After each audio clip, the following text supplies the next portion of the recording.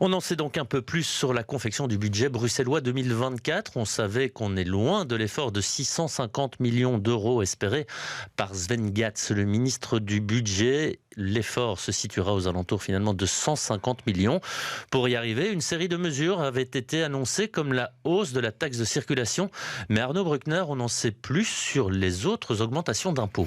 Oui, concrètement, vous l'avez dit, l'objectif de la région ici est de réduire ce déficit régional à de 150 millions par rapport à cette année, moyennant des mesures d'économie, parmi lesquelles une réduction de 3% des frais de personnel et de 5% des frais de fonctionnement de l'administration, avec un impact notamment sur le réseau d'attachés économiques et commerciaux de la région à l'étranger.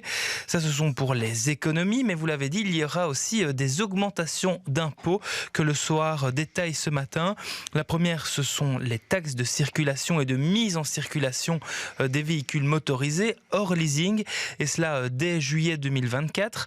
La taxe de séjour sera aussi augmentée de 2 € par nuit.